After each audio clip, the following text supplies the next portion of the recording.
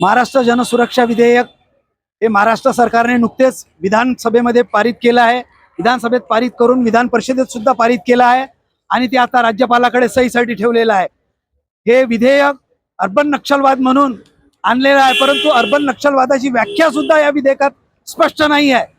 या आधीचे प्रचलित कायदे असताना या विधेयकाची कुठलीही आवश्यकता नसताना सरकारने हे काळा कायदा हा जो आणलेला आहे हा कायदा रद्द करण्यात यावा, यासाठी चंद्रपूर जिल्हा जन विधेयक सुरक्षा विरोधी सुरक्षा समितीच्या तर्फे हे आंदोलन आज या ठिकाणी उपस्थित केलं आहे आणि तमाम जिल्ह्यातून या ठिकाणी सर्व लोकांचा प्रतिसाद आहे आणि जोपर्यंत हे विधेयक मागे घेतले जाणार नाही तोपर्यंत हे आंदोलन मोठ्या प्रमाणात सुरू असतील।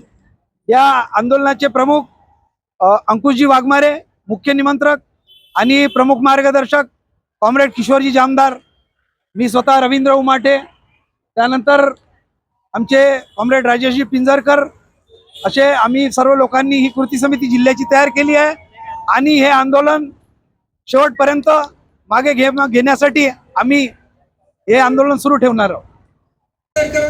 म्हणजे तुम्ही मोदीची प्रायव्हेट लिमिटेड कंपनी असल्यासारखे जर सरकार चालत आहे, मग झालेच पाहिजे जनसुरक्षा विधेयक रद्द झालेच पाहिजे, झालेच पाहिजे भारतीय संविधानाचा विजय असो, डॉक्टर बाबासाहेब आंबेडकरांचा विजय असो, लोकशाहीचा विजय असो, भारतीय लोकशाहीचा विजय असो, जनसुरक्षा विधेयक रद्द झालेच पाहिजे।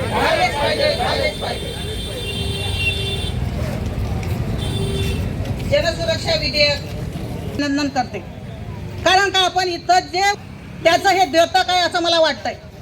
जनसुरक्षा विधेयक हे जनसुरक्षा विधेयक नसून जन असुरक्षा विधेयक आहे असं अभिव्यक्ती स्वातंत्र्य हिरावून घेतलेलं जात आहे आणि अभिव्यक्ती या सगळ्या याचा आपण गंभीरतेने विचार केला पाहिजे आणि हे विधेयक ज्या विधानसभेमध्ये पारित झालं त्याला मंजूर जनसुरक्षा विधेयकाच्या पाठीशी उभा आहे, एवढंच मी इथं बोलते आणि मी थांबते। पाठीशी की विरोधात?